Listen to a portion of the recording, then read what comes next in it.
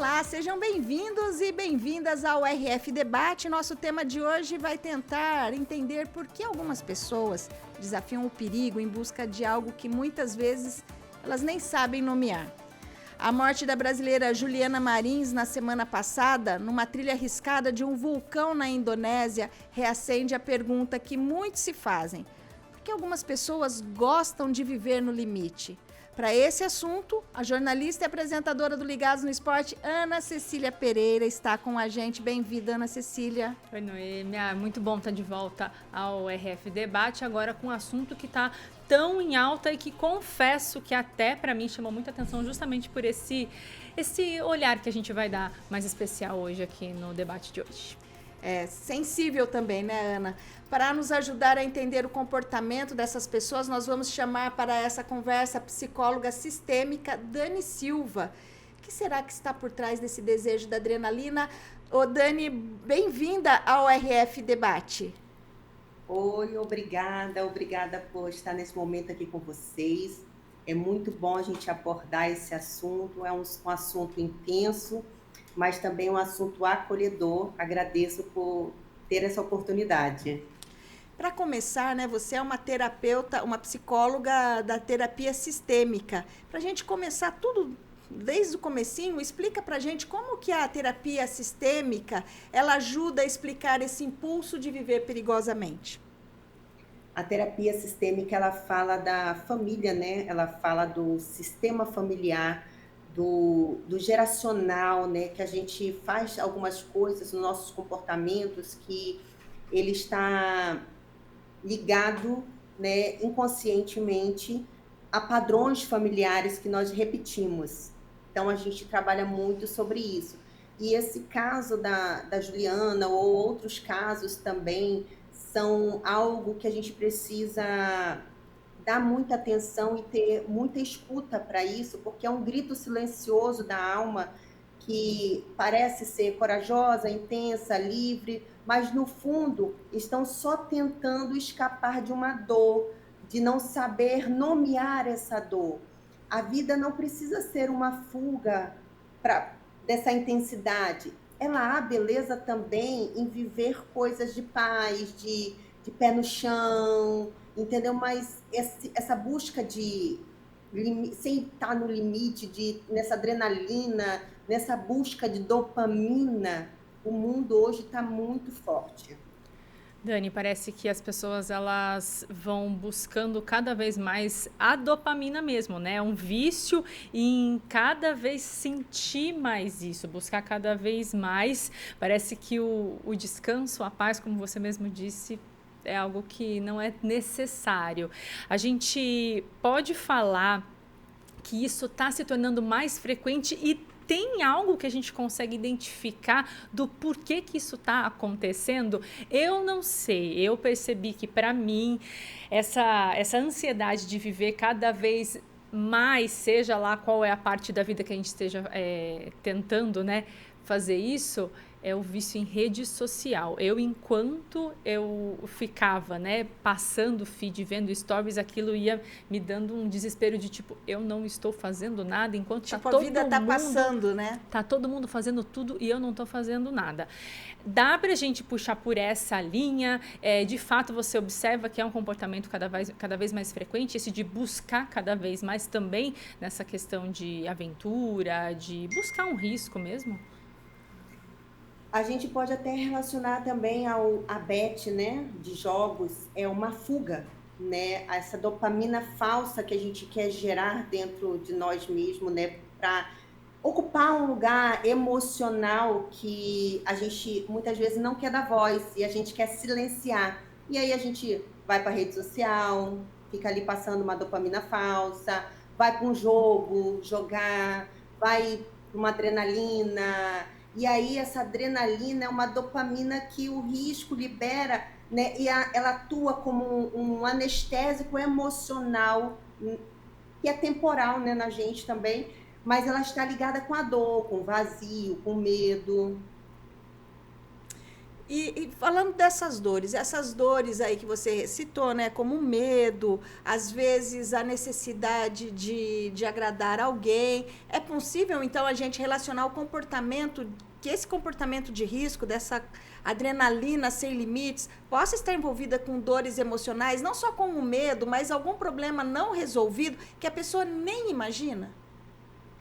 Sim, a gente pode usar, sim, a experiência, né, da Juliana, que, assim, me comoveu muito, me deixou muito triste.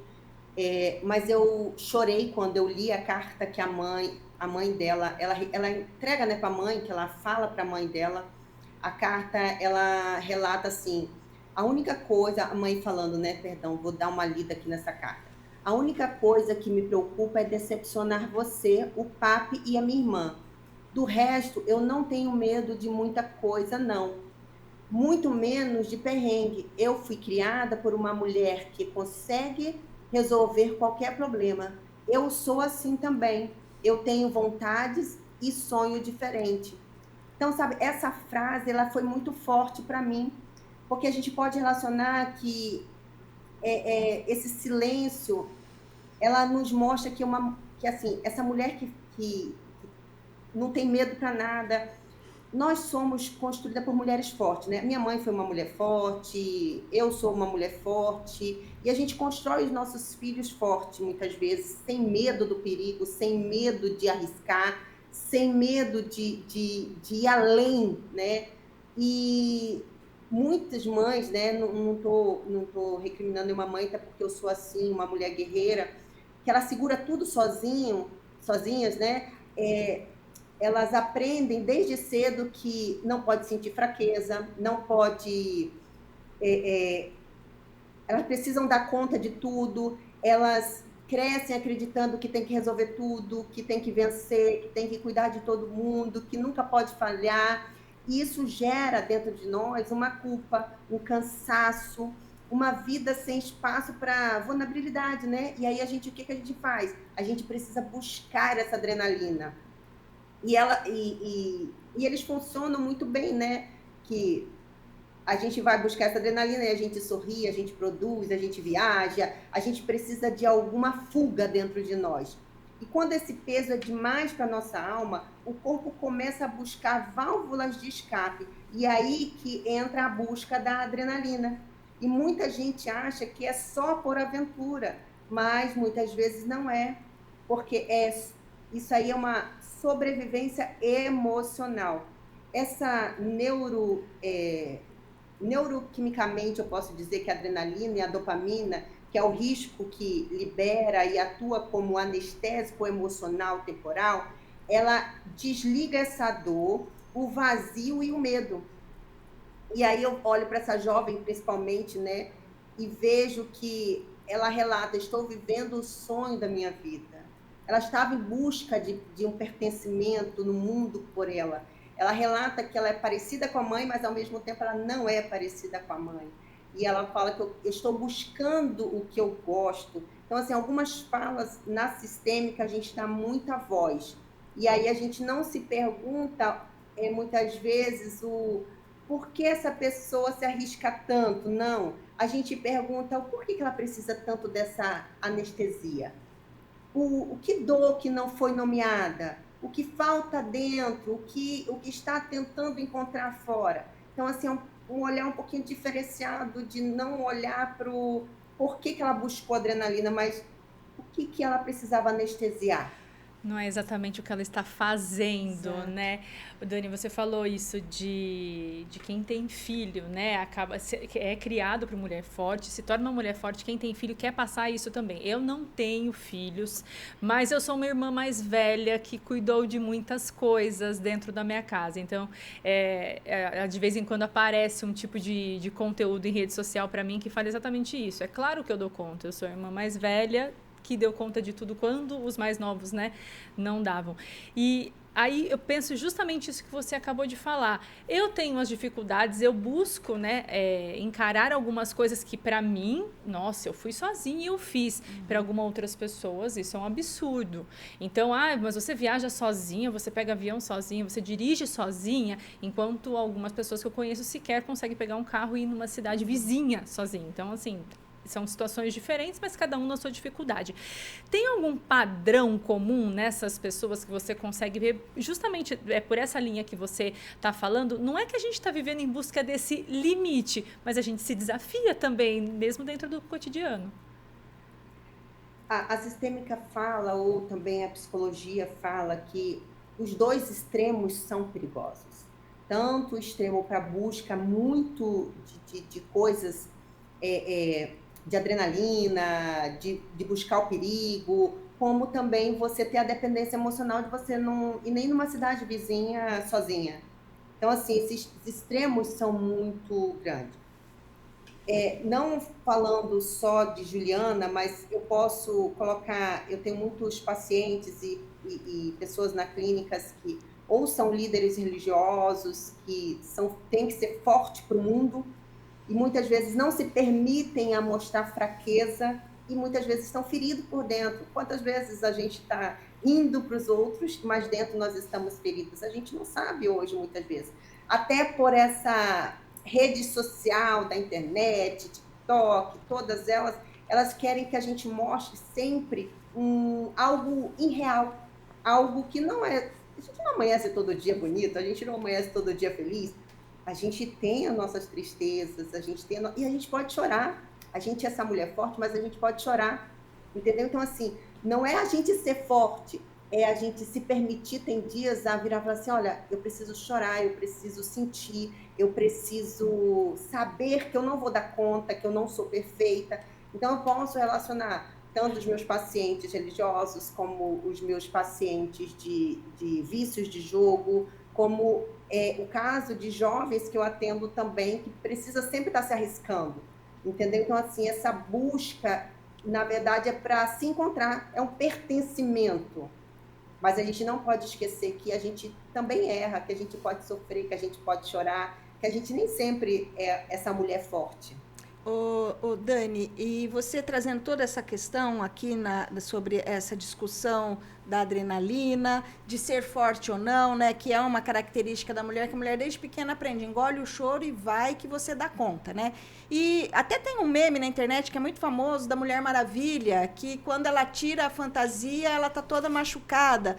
E até eu costumo dizer para as pessoas perto de mim, assim, que assim, você não precisa ser a Mulher Maravilha o tempo todo, né? Você é uma pessoa humana, você também sente, tudo bem você ficar triste, porque tem crescido essa característica de que as mulheres têm que dar conta, e daí por trás disso as crises de burnout crescendo muito no trabalho, na vida pessoal dessas pessoas, porque elas têm que dar conta de tudo e não existe ali um meio termo para elas, né? Então, até a gente tem a frase que ficou muito famosa num filme da Cinderela, que é seja forte e corajosa, porque até as princesas precisam ser fortes e corajosas, você não pode mostrar o seu lado sensível.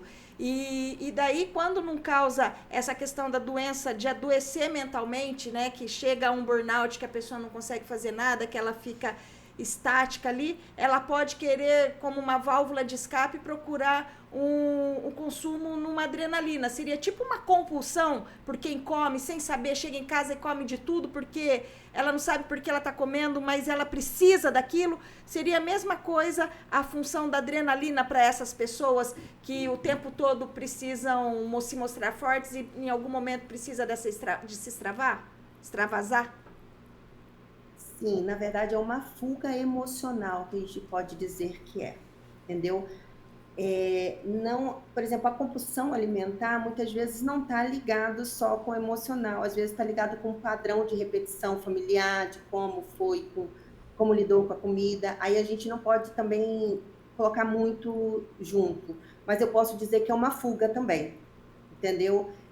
Uma fuga de busca, um padrão de essa solidão, Mulher forte geralmente é solitária, entendeu? Ela ri, ela se diverte, ela conversa, mas e lá no seu silêncio? Como que ela tá? Sem pedir ajuda. Eu, há 2 anos e meio atrás, eu tive burnout, foi muito forte, e eu trabalhava em 2 empregos, filhos, e casa, e muitas outras coisas, e eu não dei conta. E muitas pessoas falam assim, mas você não é psicóloga, por que você fala isso? Vai dar ênfase para as pessoas falarem de você? Eu falo, eu sou uma mulher forte, mas ao mesmo tempo eu sou uma mulher delicada, frágil, que preciso de cuidado muitas vezes.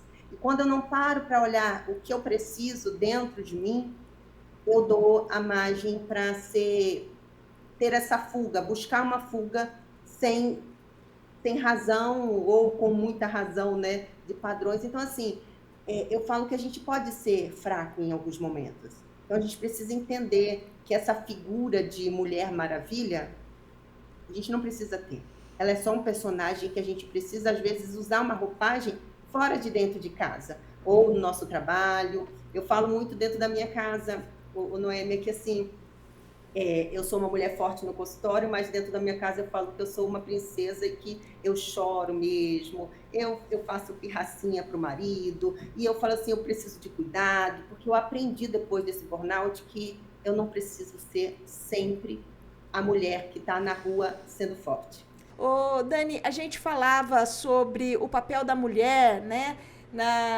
Como que isso faz com que ela pode se sobrecarregar e trazer isso para a vida dela de uma forma complicada, que nós não somos Mulher Maravilha, que isso é tudo fantasia, né, para aliviar um pouco. Mas a Ana até trazia isso no primeiro bloco, a questão da participação do papel das redes sociais no processo de aventura, né, que é mostrar coragem, que é mostrar ali uma questão de você se validar. E você trazia até a carta que a Juliana deixou para a família, dizendo que ela era forte, mas que ela também tinha as necessidades dela. Será que também nesse processo, porque você fica confusa, eu sou forte, mas eu também tenho as minhas necessidades, e talvez as minhas necessidades não sejam tão fortes como você gostaria que fosse. E a rede social ajuda nesse processo de aventura, vamos ser corajosos, vamos desbravar o mundo. Como que é esse papel? Hoje, as redes sociais, elas estão criando um papel assim na sociedade muito ruim. Não é tão, é bom que a gente consegue transmitir muita coisa. Por exemplo, agora eu estou no Rio, vocês estão em São Paulo e a gente está fazendo uma entrevista online. Legal, assim, a tecnologia hoje é boa, mas ao mesmo tempo ela também traz o seu prejuízo, que é você nas redes sociais ser perfeita. É você ter que buscar likes, vocês buscar curtida, a gente tá nesse meio ilusão, né? E aí a gente se depara tanto com a ansiedade quanto com a depressão, porque aí a gente sai das redes sociais, a gente entra na nossa realidade, tá? E os meus problemas do passado, como é que foi? Que é a nossa depressão. E o futuro, como é que vai ser? Eu não sei como eu vou estar amanhã, como eu não vou estar. Que aí a gente olha para a ansiedade de saber a incerteza do futuro. Então, assim, muitas vezes a gente olha a depressão como alguém que está na cama, sem energia, sem disposição, mas muitas vezes não. Muitas vezes a gente olha na internet aquela pessoa que está rindo, aquela pessoa que está... Anderson Nunes, né? Acho que é Anderson, né? O Whindersson. O Whindersson Nunes, ele era alegre, feliz, mas estava depressivo. Então, ele estava ali mostrando uma agitação, mas estava camuflado com uma produtividade, uma performance, ou uma busca de uma sensação forte. Então, assim, as pessoas não parecem tristes, mas estão exaustas.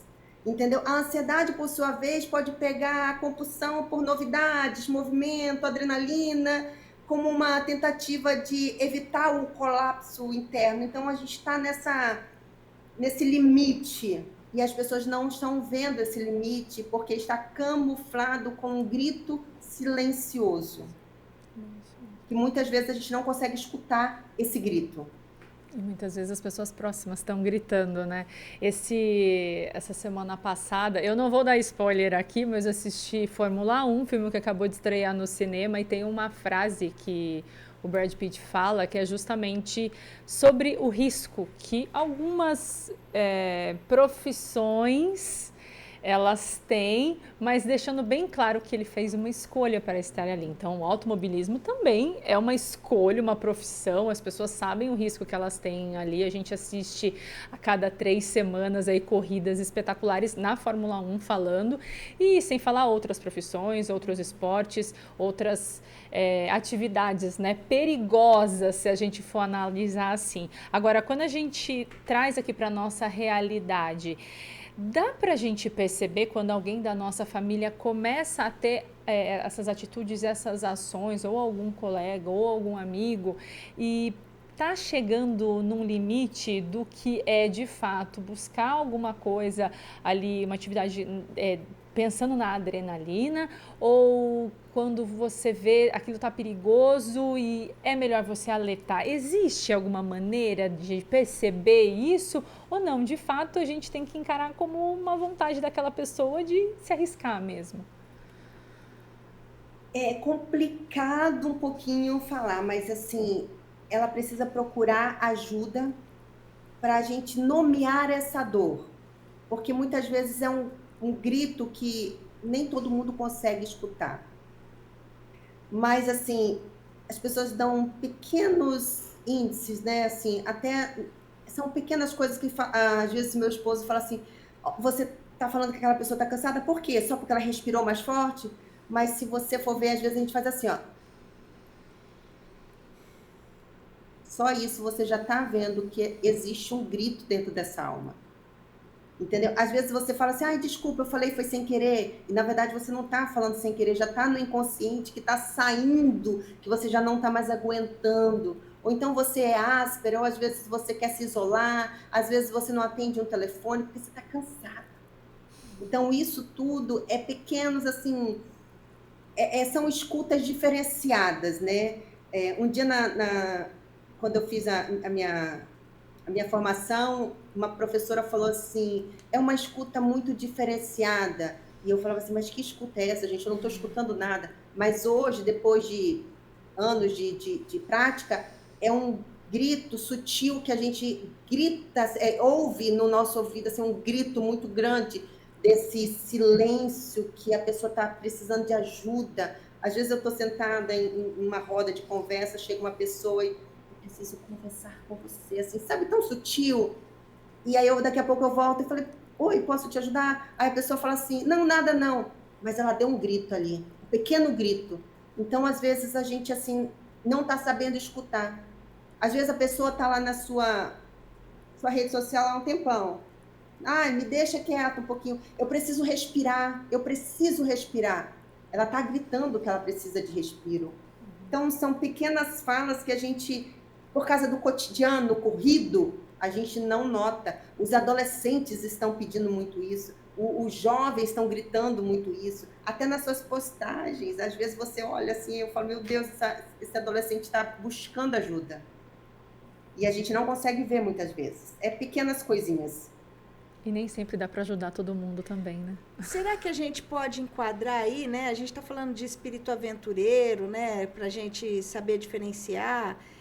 Mas se você disse de adolescente, se de repente o adolescente ele até tem esse espírito aventureiro, mas daí no dia a dia dele ele tem gosto por coisas tétricas. Isso pode ser também coisas tétricas que eu digo, por exemplo, assim, a pessoa gosta de filmes de terror, acompanha muito, assim, mais do que o comum, ou sei lá, livros, literatura, de coisas que saem um pouco daquela coisa que a gente julga normal, que você fala, nossa, pelo amor de Deus, você está vendo isso? Isso pode também ser um sinal de alerta de que a pessoa está gritando ali emocionalmente, está sofrendo, está tendo sofrimento?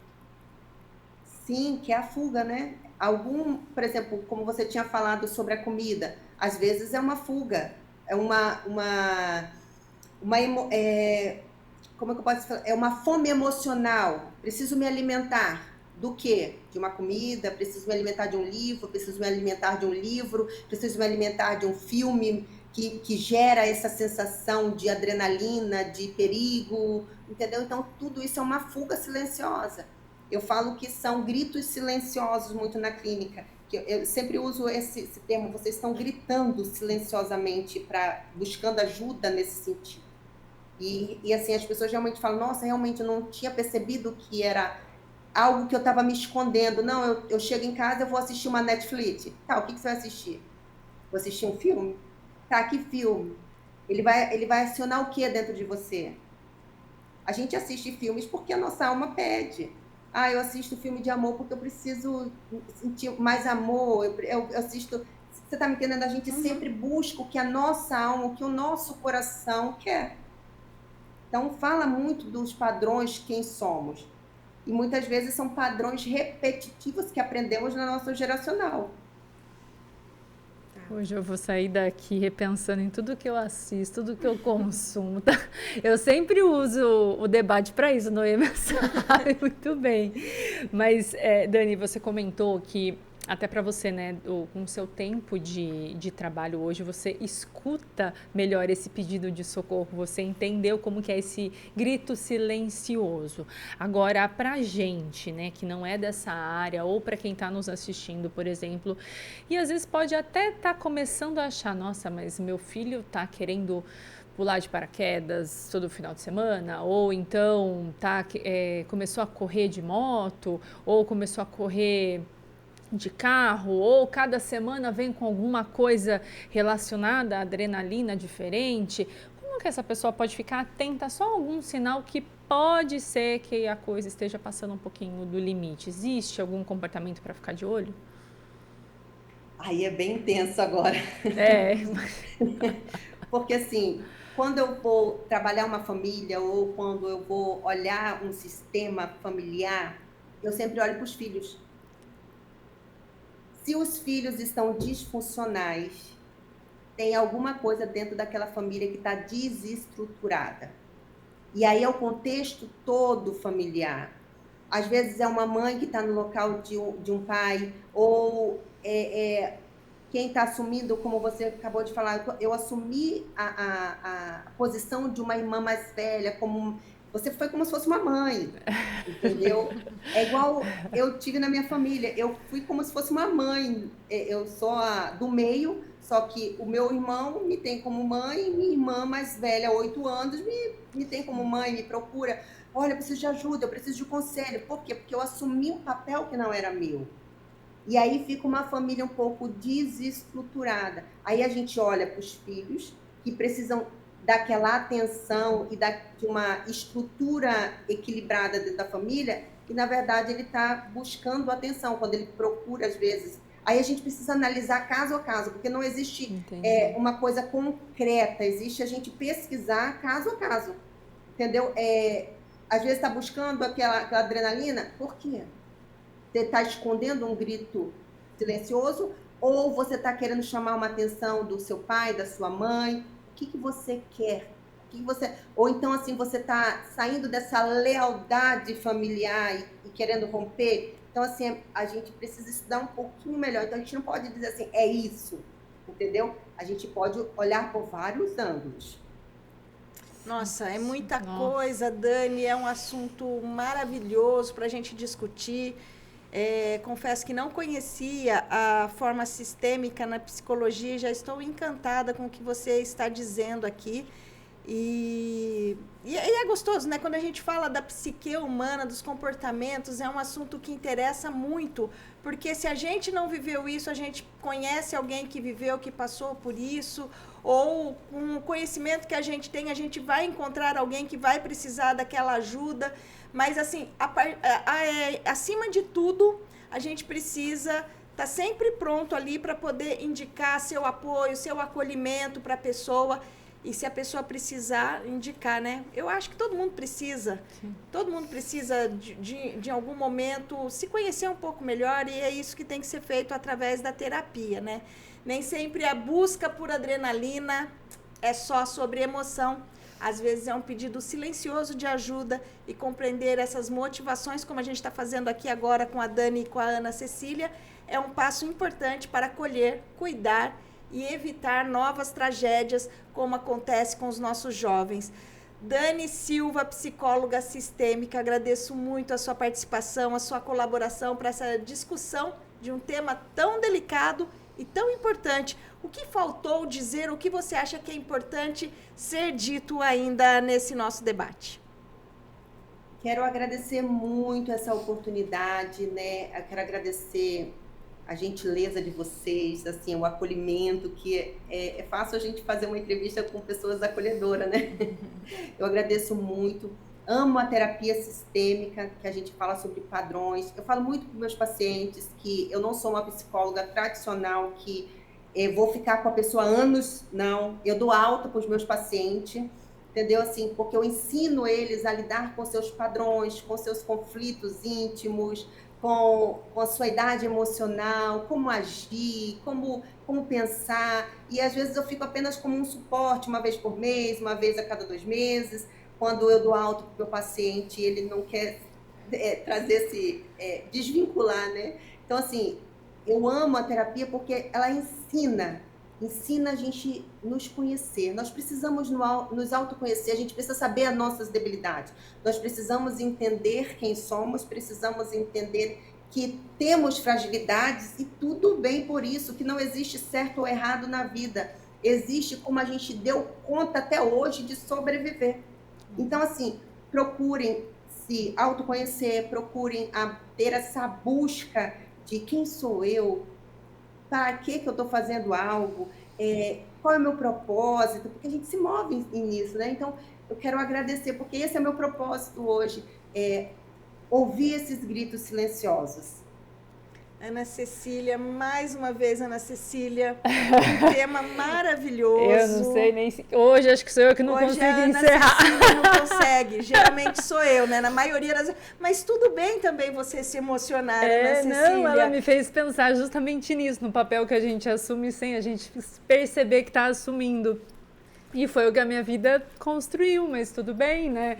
A gente reconhece os nossos caminhos. De fazer, e que bom que a gente pode se reconhecer, né, Dani? Mas, que assim, bom que... Assim, isso é tão bom, porque assim, quem tornou você hoje ser essa mulher forte foi tudo que você passou. Então, a gente não precisa invalidar o que a gente passou. A gente pode potencializar quem somos, mas livres de deixar essa posição um pouco mais suave. Eu percebi uma experiência, antes de terminar, me perdoe, mas assim, é algo que eu gosto de falar. Na época da pandemia, eu vi muito forte isso, porque os meus irmãos me ligaram e falaram assim, a gente precisa fazer uma videochamada com você urgente. Aí eu falei, tá bom, vamos fazer. Quando eu entro na videochamada, eles assim, olha só, você tem que falar para os nossos pais que eles não podem sair de casa porque é isso e aquilo. Aí eu olhei e falei, eu? Aí eles, porque vocês só escutam você. Aí eu falei, mãe, pai, vocês têm quantos anos? Aí eles falaram, tantos anos. Eu falei, ok, vocês são adultos? Somos. Eu falei, então, vocês sabem que vocês correm risco de morrer? Sim, eu amo vocês, tá? Então, eu não sou pai de vocês para dizer o que vocês podem ou não fazer. Eu apenas preciso amar vocês. Olha, meus irmãos ficou com tanta raiva de mim, mas aquele dia eu consegui romper um pouquinho esse laço de maternidade que eu tinha com os meus irmãos, que ficou um pouco mais saudável, porque antigamente eu não podia me expor para meus irmãos. Eu apenas era conselheira. Hoje não, hoje eu brinco, eu converso, eu falo, elas falam assim pra mim, você é psicóloga? Eu falei, daí, aqui eu sou irmã, aqui eu posso brincar, aqui eu posso rir, aqui eu posso brigar com vocês. Eu não tenho que ser todo o tempo psicóloga. Psicóloga eu sou lá no meu consultório, tá, querido? Vocês estão pagando minha consulta? Eu brinco com eles, eles não. Eu falei, então pronto. Então a gente pode ser leve, mas podemos ser forte, porque a gente foi formado para ser forte. E tudo bem por isso. Tudo bem, tudo bem por linda. tudo. Por tudo bem, por tudo. Gente. A gente já estourou o nosso limite aqui, Dani. O RF Debate fica por aqui. Eu agradeço a sua audiência, a sua companhia. Até a próxima.